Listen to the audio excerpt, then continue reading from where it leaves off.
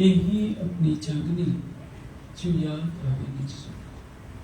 प्राणेश्वर अक्षरातीत ने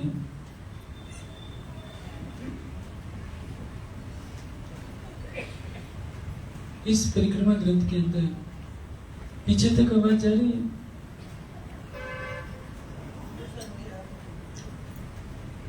जागने की पहचान दी है, प्रेम की पहचान दी है। हम सुंदर सा तारतम ग्रहण करते हैं, वाणी का चिंतन प्रारंभ करते हैं, कुछ चितवनी करते हैं, सेवा करते हैं, तो क्या सोच लेते हैं कि हमारी आत्मा जागृत हो गई। यही अपनी जागने जो याद आवेगी सुख। इस प्रकरण का प्रारंभ होता है सूरत इश्क पैदा होने की। हमारे अंदर प्रेम कैसे पैदा हो, इस ग्रंथ का प्रारंभ ही होता है अब कहूं रे इश्क की बात, इश्क शब्दातीत सच्चात, जो कभी हमें मिले शब्द तो जोते तब करे रहे। कह दिया कि इश्क शब्दातीत साक्षात। प्रेम क्या है? शब्दातीत है, शब्दों से परे है। शब्दों में प्रेम की व्याख्या नहीं हो सकती है। तभी तो कहा है ना ही कथनी इश्क की और कोई कथी वजह, इश्क तो आगे चल गया शब्द समझना चाहिए। आप बड़े बड़े ग्रंथ बना लीजिए, कई कई घंटे व्याख्यान दे लीजिए, लेकिन प्रेम की व्याख्या आप नहीं कर सकते। अक्षरातीत क्या है? शब्दातीत है। प्रेम भी शब्दातीत। अक्षरातीत का स्वरूप क्या है? प्रेम ब्रह्म दो एक है, सो दो दुनि में ना।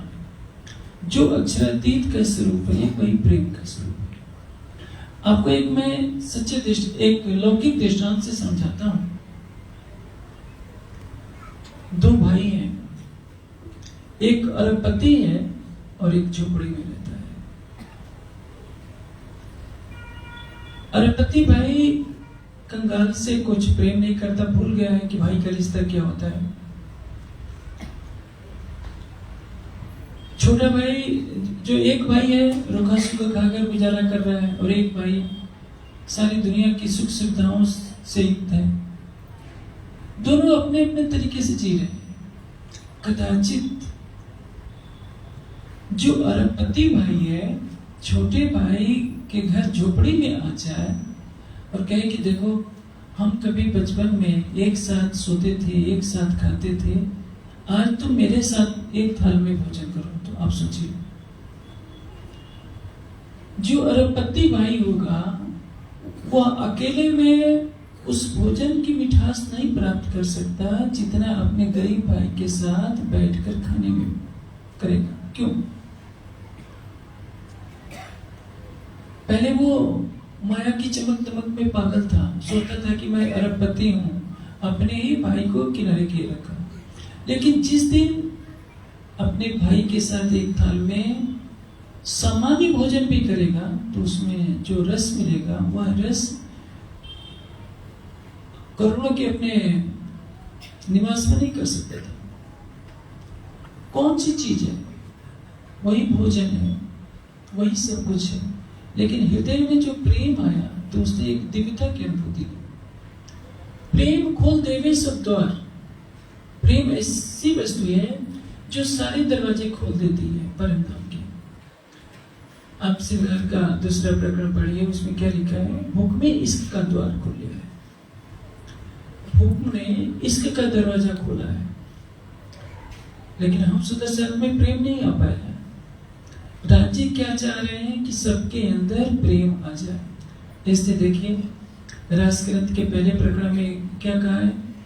25 पक्षे अपना तेमा चीजे विरह की शिक्षा, प्रेम की शिक्षा पहले ही ग्रंथ से मिल गई कि बांसुरी बजती है और सभी सखियां अपना शरीर छोड़कर योग माया के ब्रह्मांड में पहुंच जाती हैं प्रीतम से मिलने के लिए। पहले योग माया में जाना था, शरीर भी छोड़ना था। जागनी ब्रह्मांड में कितनी बड़ी विचित्रता है। शरीर नहीं छोड़ना है, मन को छोड़ देना है, मन से अलग हो जाना है। योग माया में नहीं जाना है। राजी कहते हैं तुम्हारे लिए सारा परम धाम लेकर मैं तुम्हारे हृदय में आ गया। अब बताइए आपके सबसे निकट कौन है? आप बता सकते हैं? पत्नी के साथ भी दूरी है। कुछ बात ऐसी होती है जो पत्नी से छिपाई जाती है, कुछ बात पति से छिपाई जाती है, कुछ बच्चे से छिपाई जाती है। संसार का कोई ऐसा संबंध नहीं है जिससे कुछ न कुछ छिपाया न जाता। लेकिन एक बात ऐसी है जो खुद से खुद को नहीं छिपा सकता। जैसे कोई एक व्यक्ति चोरी कर लिया है और इतनी सफाई से चोरी किया है कि उसको विश्वास है कि मेरी चोरी को कोई पकड़ नहीं सकता है। सामने पुलिस गुजरती है तो उस ऐसे भावना व्यक्त करेगा कि जैसे उसके जैसे कोई सज्जन हो, लेकिन उसके दिल से आवाज आती है कि तूने चोरी की। मैं बचपन में एक घटना है, दो व्यक्ति थे। मैं सोया हुआ था, मेरे पास उस जमाने में, आज से 40 साल पुरानी बात है, 40-45 साल पुरानी बात है, मेरी बचपन की अवस्था से। उस समय आजकल की तरह मशीनें नहीं होती थी। गेहूं की कटाई का वो जो बाहर जो भूस रखे जाते थे उसी पर सब लोग सोया करते थे। मैं भी सोया हुआ था।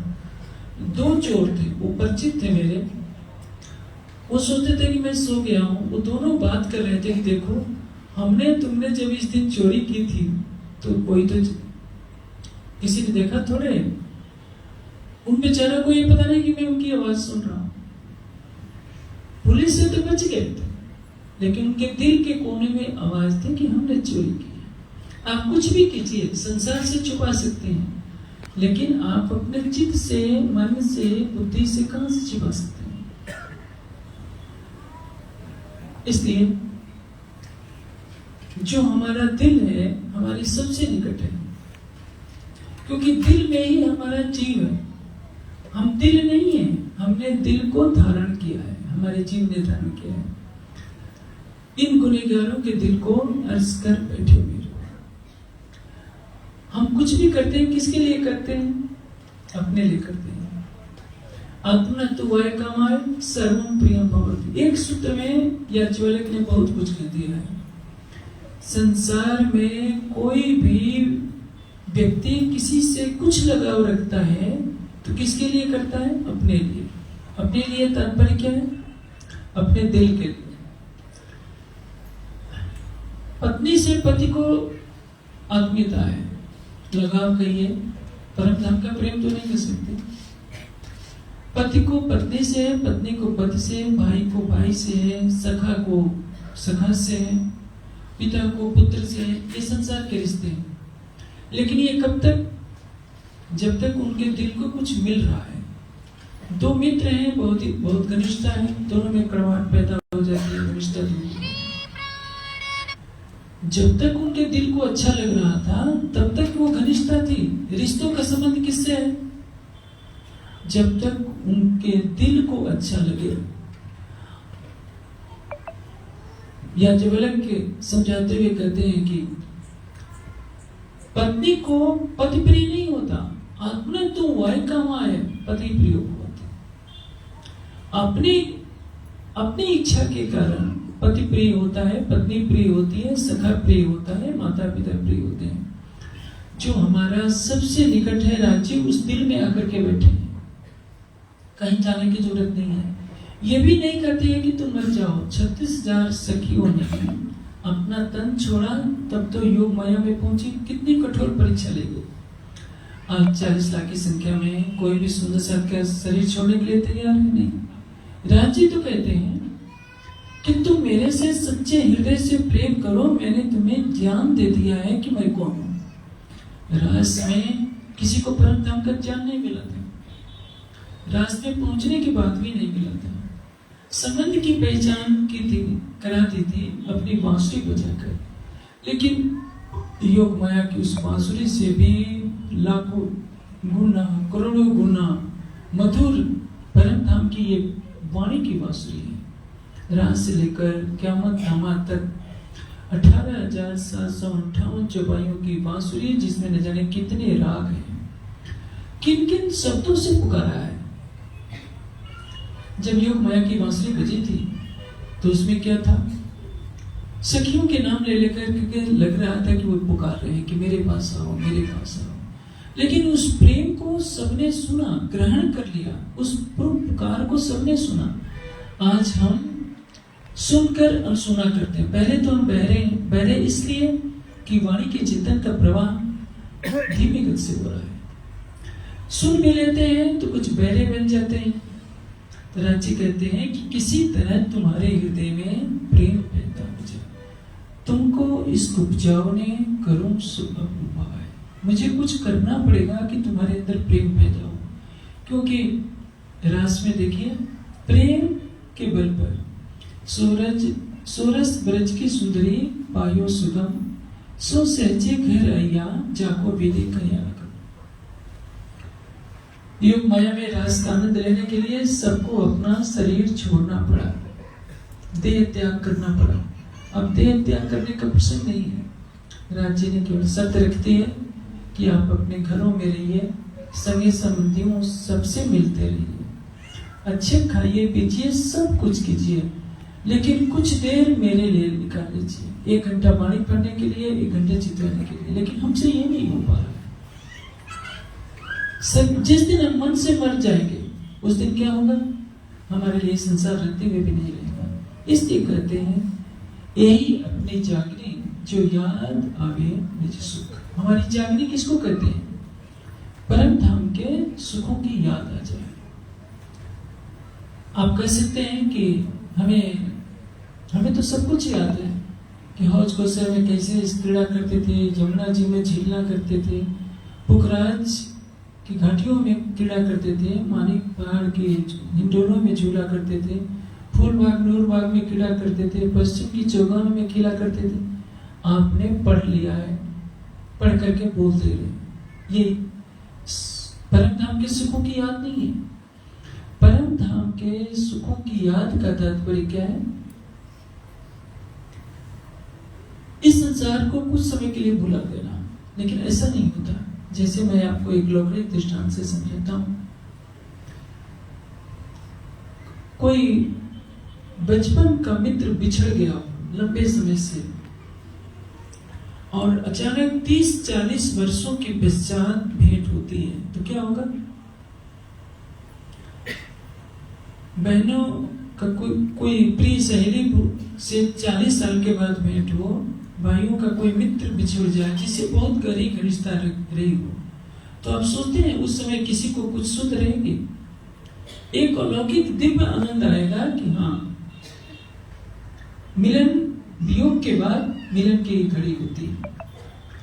लेकिन इस जागने के ब्रह्मांड में राज जी ने सारा खजाना हमारे सामने रख दिया है।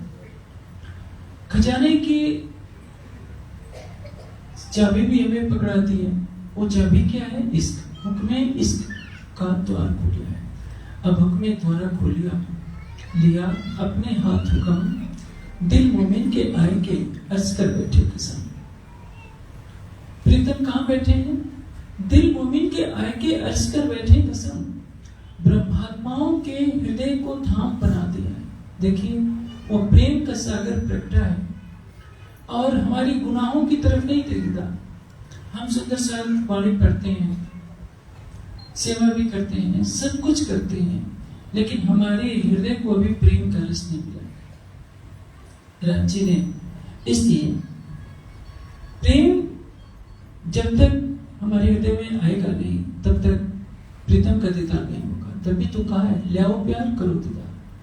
हम प्रेम की बातें बहुत करते हैं, लेकिन हम सुंदर साथ में प्रेम नहीं है, आत्मीयता नहीं। प्रेम किसका स्वरूप है? प्रेम धनी को आहुत। आपसे किसी की शत्रुता है तो क्या करेंगे? आप उसको नीचा दिखाएंगे, आप उसको अपमानित करके खुश होंगे कि देखो आज उसको हमने नीचा दिखा दिया, हमने बदला ले लिया। ज्यादा शत्रुता बढ़ती है तो क्या सोचेंगे कि उसको हम गोली मार देंगे। आप उसको मारेंगे तो क्या होगा? वो मर तो जाएगा, लेकिन आप उसको जीत नहीं पाएंगे। शत्रु को नष्ट करने का सबसे सरल तरीका क्या होता है? उसको मित्र बना लेना। घृणा से घृणा नहीं समाप्त होती है, प्रेम से घृणा को समाप्त किया जा सकता है। इसलिए जितने भी महापुरुष हुए, एक बार गौतम बुद्ध बैठे हुए थे, एक पौराणिक बामार्की विचारधारा का पंडित था, उसने आकर बहुत कट शब्दों का प्रयोग किया। बुद्ध चुपचाप सुनते रहे। वो अब शब्द बोलते बोलते थक जाता है। बुद्ध कहते हैं कि तुम्हारे घर अतिथि आते हैं? कहा कि हाँ आते हैं। तुम उनके स्वागत के लिए बिस्तर बिछाते हो, जलपान कराते हो? कहता है कि हाँ। जब वो जाते हैं तो क्या वो जो जिस बिस्तर पर तुम उनको बैठाए होते उठा कर ले जाते हैं कि छोड़ जाते हैं? कहा कि हाँ मैं वही छोड़ जाते हैं। बुद्ध ने कहा कि आपने जो मेरे लिए अमृतमय शब्दों की वर्षा की है, मुझे इसकी आवश्यकता नहीं है, ये मैं आपके पास ही छोड़ता हूँ। वो बेचारा पंडित तो सोचा था कि भगवान बुद्ध मुझे श्राप देंगे, कुछ कट वचन कहेंगे, और वो देखता है कि ये तो शांति की मूर्ति बनी हुई है, चरणों में गिर पड़ा, उनका शिष्य बन गया। मनुष्य को एक बीमारी होती है, घृणा की, द्वेष की, और ये क्या है? ये एक रोग है। जानते हैं संसार में सबसे शक्तिशाली व्यक्ति कौन होता है? जिसने अपने मन की इच्छाओं को जीत लिया है, वो सबसे बड़ा शक्तिशाली होता है। कोई सेना लेकर कुछ शक्तिशाली नहीं होता है। सेना से क्या करेंगे? मनुष्यों पर आक्रमण करके लाखों को मारेंगे, उनको कब्जा कर लेंगे, उनकी धन दौलत पर कब्जा कर लेंगे, लेकिन दिल पर आप किसी के कब्जा नहीं कर सकते।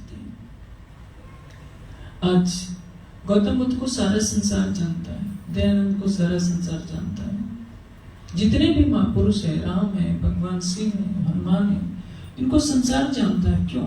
सुखदेव को सारा संसार जानता है। हिंदू तो जानते ही हैं, भले मुस्लिम क्रिश्चियन न जाने। सुखदेव जी में क्या विशेषता थी? उनके पास तो कुछ भी नहीं है, कमर में एक लंगोटी भर है। और जानते हैं उनका आहार क्या है? जब प्रातः काल सब भोजन कर लेते थे, आजकल की तरह उस समय भोजन नहीं होता था, 9 बजे 10 बजे लोग भोजन करते थे। आजकल तो सूरज उगने से पहले लोग चाय पी लेते हैं। गाय के धोने में जितना समय लगता है, उतने ही समय तक सुखदेव जी किसी के द्वार पर खड़े होते हैं। जो भिक्षा में मिल गया उसी का आहार करते हैं। उनके पास तो 2 किलो चावल भी नहीं है, कोई झोपड़ी भी नहीं है। उस सुखदेव को सारा भारतवर्ष याद करता है। किस लिए? क्योंकि उन्होंने इच्छाओं को जीता, मन को जीता। बुद्ध का जन्म वृक्ष के नीचे, तब किया वृक्ष के नीचे, बुद्धत्व प्राप्त हुआ वृक्ष के नीचे, शरीर भी छोड़ा वृक्ष के नीचे। बुद्ध को कोई महल आकर्षित नहीं कर सका, महावीर स्वामी को कोई महल आकर्षित नहीं कर सका, लेकिन उन्होंने मन की कमियों को जीता तो सारा संसार। उसी तरह से जिसने अपने मन के विकारों को जीत लिया, वो संसार का सबसे शक्तिशाली व्यक्ति होता है। संसार का सबसे कमजोर व्यक्ति वह होता है जो काम, क्रोध, मद, लोभ, अहंकार की अग्नि में जल रहा होता है। एक बार सिकंदर, उन्होंने कहा कि ठीक है आने दो। दूसरा सैनिक आ रहा है, उत्तेजित होकर बोलता है कि विश्व विजेता बादशाह सिकंदर आ रहे हैं, तुम खड़े क्यों नहीं रहो उनका स्वागत करने के लिए? वो महात्मा चुपचाप मुस्कुराते थे। थोड़ी देर में सिकंदर आ जाता, देखता है कि मुझसे सारा संसार कांपता है, मेरे सम्मान में सब लोग खड़े हो जाते हैं, ये तो चुपचाप बैठा हुआ है। बादशाह अपना रुतबा जमाते हुए कहता है, क्या तुम्हें दिखाई नहीं दे रहा है कि मैं विश्व विजेता सिकंदर हूँ? महात्मा कहते हैं कि अरे मैं तो देख रहा हूँ कि तू ये गुलामों का गुलाम है। महात्मा के शब्द क्या है? तुम तो मेरे गुलामों के गुलाम हो, बादशाह थोड़े हो। सिकंदर को और क्रोध आता है कि मैं तुम्हें तलवार से समाप्त कर दूंगा। तुम एक भिक्षुक सन्यासी, तुम्हारे पास कपड़े भी ढंग के नहीं है, तुम्हारे पास खाने को नहीं है, भिक्षा मांग कर खाते हो, और मेरे पास कितनी धन संपदा है, कितनी हीरे मोती का ढेर मेरे पास है, और तुम कह रहे हो कि तुम मेरे गुलामों के गुलाम हो। वो हंसता है। महात्मा कहता है कि तुम मुझे क्या मार सकते हो? तुम्हारी तलवार मेरे शरीर को मार सकती है, मुझे नहीं मार सकती। और मैंने काम, क्रोध, मद, लोभ, अहंकार सबको जीत रखा है। जिनको मैंने गुलाम बना रखा है, तुम तो इनके गुलाम हो। तुम्हारे अंदर काम विकार है, क्रोध है, लोभ है, मोह है, अहंकार है। तो जब तुम मेरे गुलामों के गुलाम हो तो मैं तुमको प्रणाम क्यों करूं? सिकंदर को अपनी कमी का एहसास हुआ और मस्तक हो गया। हम सुंदर साथ देखें तो राज्य ने हमें वाणी दी है, कितने वर्ष हो गए हम लोग तारतम्य लिए हुए, लेकिन हमारी जागने की जो मंजिल है अभी पूरी नहीं हो पा रही है। इसलिए तो कहा है कि यही अपनी जागनी जो याद आवे सुख। याद आने का तात्पर्य क्या है? जैसे अभी थोड़ी देर पहले मैंने आपको एक दृष्टांत दिया कि कई वर्षों से 30-40 वर्षों के पश्चात बिछड़े हुए मित्र जब याद मिलते हैं, उनको अपनी बचपन की याद आती है कि हम यहाँ खेला करते थे, यहाँ नहाया करते थे, तो उनकी आंखों से खुशी के 2 आंसू टपक जाएंगे। तो आप सोचिए, ये हुआ मिलना, याद आना। बचपन की जो क्रियाएं जब याद आती हैं तो प्रेम का प्रकटन होता है। आपने शब्दों को पढ़ लिया जो वाणी में लिखा है, परिक्रमा में लिखा है, सागर श्रृंगार में लिखा है।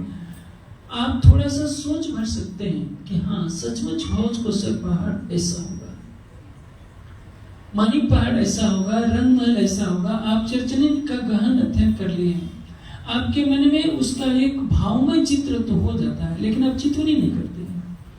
कदाचित आप चितवनी करने लगे और हो सकता है प्रत्यक्ष चितवनी में न दिखे, सपने में भी साक्षात रंगमहल दिख जाए, साक्षात राज्य दिख जाए, तो आपको लगेगा कि सचमुच मैंने देखा है। और उस समय जो सुख मिलेगा, आपके पैर धरती पर नहीं रहेंगे, आकाश में रहेंगे। जागने का अर्थ क्या है? यही अपनी जागने जो याद आवे निज सुख, अखंड सुख की याद आए, हमारे अपने सुखों की याद आ जाए। हमारे अपने सुख क्या है? संसार का सुख कोई सुख नहीं है, ये तो क्षणिक सुख है। हम अर्थोपार्जन कर लेते हैं, अच्छे भवन बना सकते हैं, अच्छे वाहन खरीद सकते हैं, अच्छे वस्त्र पहन सकते हैं, खा पी सकते हैं, लेकिन सुख कितनी देर के लिए? थोड़े समय के लिए। मान लीजिए 10 लाख का हीरे का हार हम गले में डालें तो देख देख कर खुश हुआ करेंगे, लेकिन वो हीरा क्या है? जहर ही तो है। हीरे को आप पानी में डाल करके शायद पिएंगे तो मुझे लगता है कि आदमी शायद जीवित ना बचे। कोई भी चमकती हुई वस्तु अच्छी नहीं होती है। संसार को वही अच्छा लगता है। जानते हैं हीरा किससे बना होता है? कोयले से तो हीरा बना होता है। कोयला जब पृथ्वी की अग्नि और ऊपर के दबाव से दबता है तो हीरे के रूप में परिवर्तित हो जाता है। कोयला भी शिक्षा देता है कि मैं तो काला कलुटा था, अब सफेद बनकर के चमक रहा हूँ। तारतम वाणी के ज्ञान के प्रकाश की अग्नि और प्रीतम का प्रेम हमें वैसे हमारे हृदय को काले पत्थर से हीरा बनाने के लिए प्रस्तुत है, लेकिन हम ही एक हैं जो उस अवसर को गंवा दे रहे हैं। इसलिए वाणी कहती है, यही अपनी जागनी जो याद आवे निज सुख, इश्क याही सो आवे, इश्क याही सो आवे। इश्क कैसे आएगा? जब हमें अखंड सुखों की याद आने लगे। जैसे इस प्रकरण में क्या कहा गया है? इश्क जिन विद उपजे मैं सोई देहूं जिनिस, तब इश्क आया जाने हो जब इन रंग लाग्यो रस, इन रंग लाग्यो रस। प्रेम आने का लक्षण क्या है? कैसे पता चले कि हमारे अंदर प्रेम आया है? हमें संसार अच्छा लग रहा है, हमें रस किसमें आ रहा है? संसार में माया के रस में हमें रस आ रहा है। माया का रस क्या है? शब्द, स्पर्श, रूप, रसगंध। संसार के सुखों को इन्हीं 5 भागों में बांट सकते हैं। आंखें रूप की प्यासी हैं, त्वचा कोमल स्पर्श की प्यासी है, जीवा स्वादिष्ट भोजन की 6 रसों की प्यासी है। आप सुंदर साथ आए हैं, यदि आपके भोजन में एक दिन के लिए नमक न डाला जाए, मिर्चा डाला जाए, तो दोबारा बुलाने पर नहीं आएंगे। सोचेंगे कि वहां तो साग पात मिलता है, बिना नमक का मिलता है, कौन जाए? ये जीवा क्या है? न जाने कितने जन्म हमने बिता दिए हैं इनको तृप्त करने में। इन सब का राजा कौन है? मन। पांचों इंद्रियों से 5 प्रकार के सुखों को ले रहा है, इसी को तो माया का रस है। और हम ही नहीं, 7 अरब की जनसंख्या पूरी पृथ्वी पर मनुष्य की है, पशु पक्षी की है, कीट पतंगों की है। मनुष्य को तो छोड़िए, ये जो बंदर होते हैं इनको भी स्वाद का चस्का होता है। ये बंदर भी केवल अच्छी चीज खाते हैं, फल का जो सबसे स्वादिष्ट भाग होगा उसी को खाकर सीधे फेंक देते हैं।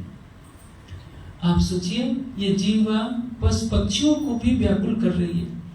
मनुष्य तो सुख के नए नए साधन खोज लेता है, पशु पक्षी भी खोजते रहते हैं कि हमें स्वादिष्ट पदार्थ मिले, हमें अधिक से अधिक सुख मिले। अखंड सुख मिलना चाहिए था। अखंड सुख किसको प्राप्त करने का अधिकार है? केवल मनुष्य को। जिस माया के सुख के पीछे हम भाग रहे हैं, उसके पीछे तो संसार के सारे प्राणी भाग रहे हैं, पशु पक्षी भाग रहे हैं। अब गाय को सूखा भूसा दे देंगे तो क्या खाएगी? उसके खल चोकर दे दीजिए, तुरंत चटकर जाती है। पशु योनि में होते हुए भी गाय को जीवा का रस तो व्याकुल कर रहा है। आहार, निद्रा, भय और प्रजनन हर प्राणी में होता है। मानव योनि इसके लिए नहीं है, मनुष्य योनि मिली है केवल परमात्मा को पाने के लिए। संसार के लोगों के लिए क्षमा शब्द है, हमारे लिए नहीं है, क्योंकि संसार के लोगों के पास परम धाम का ज्ञान नहीं है। हमें राज जी ने 18,758 चौपाइयों की वाणी दी है और बिना बुलाए, बिना हमारी जानकारी के हमारी आत्मा के धाम हृदय में वास कर रहे होते हैं। एक बात है, आप किसी मंदिर में जाते हैं, आपको शराब पीने की इच्छा होगी तो क्या करेंगे? ऐसी जगह शराब पिएंगे जहां कोई और नहीं, या कोई पवित्र जगह ना हो। मंदिर में शराब पीने से हर कोई डरेगा, कांपेगा। हिंदू हो, मुस्लिम हो, क्रिश्चियन हो, सबको पता है कि मंदिर में, गुरुद्वारे में किसका वास है? परमात्मा का वास है। परमात्मा तो सभी जगह है, लेकिन उसके मन में भावना है कि मंदिर पवित्र जगह है, वहां कुछ नहीं करना चाहिए। लेकिन राज्य से अधिक सुंदर, राज्य से अधिक प्रेम करने वाला तो कोई नहीं है।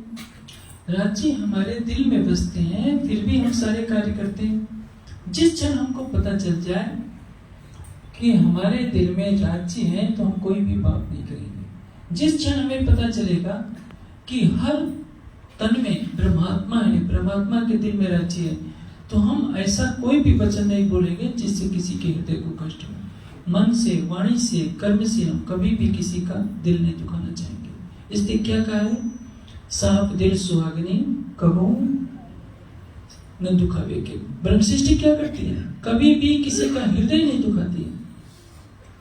इसलिए एक तरीका बता देते हैं कि हमें करना क्या है। कीजिए याद मिलाप को, कीजिए याद मिलाप धनिकों और सखियों के संग। 2 चीजें याद रखिए, हम परम धाम में रहने वाले हैं। ब्रह्मात्माओं के साथ हमारी क्रीड़ा परम धाम में होती रही है। हौज कौशल, मानिक पहाड़, पुखराज, हर पल राज्य के साथ, समाधि के साथ रहते हैं, इन्हीं भावों में खोए रही है। अभी हम किसका चिंतन करते हैं? स्वाभाविक है, संसार में रहते हैं। ये आंखें संसार को देखती हैं तो संसार के बारे में सोचती हैं। लेकिन यदि कुछ समय आंखें बंद करके हम केवल राज्य के बारे में सोचे क्या? प्रत्यक्ष देखने की भावना करें कि मानिक पहाड़ की शोभा कैसी है।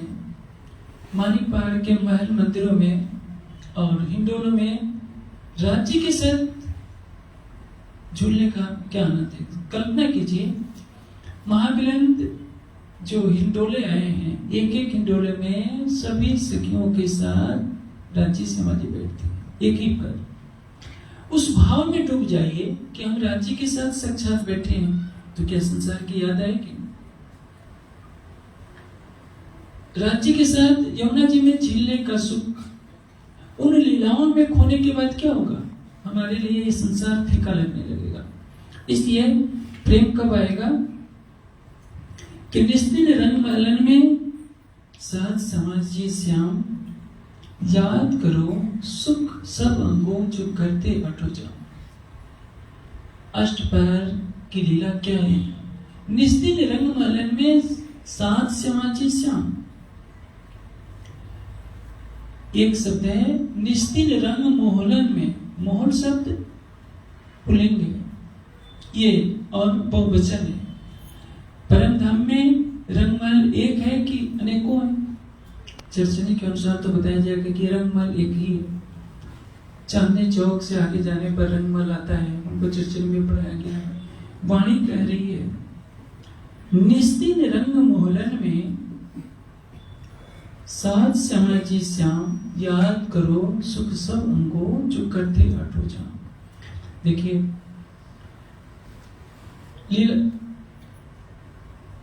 उन्होंने जो दतिया भांडेर के युगलदास जी हुए हैं, उन्होंने आनंद रस सागर में लिखा है कि पूरा रंगमहल मानिक पहाड़ के एक थंबे में समा जाएगा और पूरा मानिक पहाड़ बड़ी रंग की हवेलियों में एक हवेली के थंबे में समा जाएगा। तो आप सोच सकते हैं कि परिक्रमा ग्रंथ के वर्णन में वाणी कहती है कि मनुष्य की बुद्धि ही नहीं है। युगलदास जी भी कहते हैं कि मैं अपनी बुद्धि से मानिक पहाड़ का विस्तार नहीं बता सकता। तो आप सोचते हैं परम धाम क्या है? आकाश में एक सूरज उगा होता है। आप अभी शीत ऋतु चल रही है, सवेरे सवेरे जब घास पर ओस पड़ी हो तो आप देखेंगे तो क्या होगा? घास पर ओस की जितनी बूंदें होंगी सब में देखिए हर बूंद में सूरज दिखेगा। सूरज तो एक आकाश में है लेकिन हर बूंद में सूरज का प्रतिबिंब दिखेगा। उसी तरह से परम धाम के कण कण में राज्य समाजी है। आपको जो 12,000 की संख्या बताई गई है केवल समझने के लिए बताई है। इंतहाई ने असमोमता सब चीजों नहीं सुमार। परम धाम अनंत है। परम धाम की सखियां भी अनंत है। जैसे चावल पकाते हैं तो 2-4 दानों को दबाकर देख लेते हैं कि चावल पका है कि नहीं पका है। उसी तरह से अनंत की नजर को यहाँ 12,000 में सीमित कर दिया है। इतनी संख्या है कि इस पृथ्वी पर नहीं समा सकती, इसलिए अनंत की नजरों को 12,000 में सीमित कर दिया है ताकि जागरण हो पाए। उसी तरह से प्राणेश्वर अक्षरातीत ने हमें जो परम धाम की वाणी दी है, वह वाणी हमें पहचान करा रही है कि हमारे लिए परम धाम का अखंड सुख क्या है। यही अपनी जागरी जो याद आवे निज सुख, इसके यही सो आमी यही सो ये सब। पहले कहती है निस्दिन रंग मोहलन में जित साथ समाजी श्याम याद करो सुख सब वो करते अटो जाओ। पुखराज में भी महल है, मानिक पहाड़ के भी महल है, हौज कोसर में भी महल है, बड़ी राम छोटी राम जवेरों के महल है, सब में महल ही महल तो है। तो निस्दिन रंग मोहलन में रंग का अर्थ क्या होता है? आनंद, प्रेम का रंग, आनंद का रंग। इसलिए जिस भूमिका में, जिस लीला के क्षेत्र में राज्य श्यामा जी प्रातः काल से लेकर इस दुनिया के हिसाब से देखा जाए तो सारी लीला पूरे दिन की लीला होती है, उसको रंगमहल कह दिया गया है। लेकिन पूरा परम धाम ही रंगमहल है। पूरे परम धाम की सभी हवेलियां, सभी 25 पक्षों में ही सब कुछ रंगमहल की अनुभूति है। इस माया जैसा नहीं कि आप कोठी में हैं तो आनंद दिख रहा है, अब बाहर निकले तो धूप का कष्ट है। परम धाम का एक एक कण राज्य का हृदय है और एक एक कण में लीला कौन करते हैं? केवल राज्य। इसलिए ये शब्द प्रयोग हुआ है निस्दिन रंग मोहलन में साथ समाजी श्याम याद करो सुख सब अंगों जो करते अटो जाओ। अष्टपहर 8 याम का तात्पर्य है यदि आप केवल चांदनी चौक के आगे रंगमहल से अपना संबंध जोड़ेंगे तो वनों की यात्रा में जब गए होते हैं तो उस समय तो रंगमहल में होते नहीं। इसलिए रंगमहल का आशय क्या है? पूरे परम धाम में 25 पक्षों में जो भी महल है उनका भाव यहाँ है रंगमय, उनको आनंदमय लीला स्थान कहा गया। रंग का अर्थ क्या होता है? आनंद। जैसे इश्क का रंग, इश्क का रंग का तात्पर्य है इश्क का आनंद, जिसमें केवल आनंद ही आनंद हो। जैसे एक शब्द आता है खूब खुशहालियां, खूब का अर्थ होता है अत्यधिक, खुशहाली यानी प्रफुल्लित रहने वाली। जो सखियां राज्य को रिझाने में ही अनंत प्रसन्नता का अनुभव करती हैं उनको क्या कहते हैं? खूब खुशहाली। लेकिन इस दुनिया के भाव से हम क्या कह देते हैं कि खूब खुशहालियां पुखराज के हवेलियों में रहती हैं, वो रंगमहल की हवेलियों में नहीं जा सकती, क्योंकि इसके बिना हमको विश्वास नहीं होता। परम धाम में एक अद्वैत लीला है, एक एक मोमिन के अलेखे सेवक। तो ऐसा ना समझे कि परम धाम में सेवक है, लेकिन इस दुनिया के अनुसार नहीं कहेंगे तो किसी को पता ही नहीं चल सकता। राज्य ही सभी रूपों में लीला कर रहे हैं, राज्य का दिल ही सभी रूपों में सेवा कर रहा है। इसलिए आशिक तो भी ये है, मासूम तो भी ये, वही सब कुछ है। पशु पक्षियों के रूप में कौन है? केवल राज्य। ना अर्श जीवे दूसरा, कोई और धरावे ना। परम धाम में राज्य के अतिरिक्त कुछ भी नहीं है।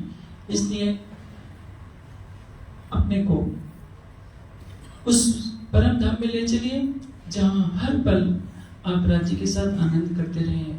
चितवनी में डूबने का प्रयास करेंगे जब हम, मन हमारा भागेगा, संसार की तरफ भागेगा, लेकिन जैसे जैसे समय गुजरता जाएगा आपके हृदय में प्रीतम की छवि बसती जाएगी, और वह छवि जब अखंड होती जाती है तो इसको कहते हैं याद आवेगी सुख। यदि हौज कौसर की एक झलक मिल गई तो झलक आपके अंदर बसी रहेगी कि कैसा एक हीरे के नग में पूरा हौज कौसर आया है, एक माणिक के नग में कैसा माणिक पहाड़ आया है, कैसे पुखराज के नग में पूरा पुखराज पहाड़ आया है। अब सोचिए, हम अंगूठी में माणिक, हीरा या पुखराज चढ़वा लेते हैं लाखों रुपए खर्च करके, तो सबको दिखाते रहते हैं।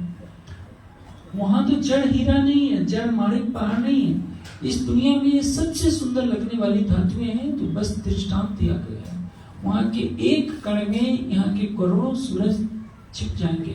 संसार में जो हीरा, माणिक, पुखराज होते हैं क्या है? मिट्टी ही तो है।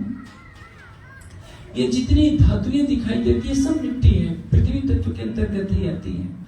लेकिन परम धाम का हीरा हीरा नहीं है, राज्य ने ही उस स्वरूप में अपने को कर रखा है केवल अपने ब्रह्मात्माओं को रिझाने के लिए, जो पल पल हमें रिझाता है, क्योंकि वो आशिक है।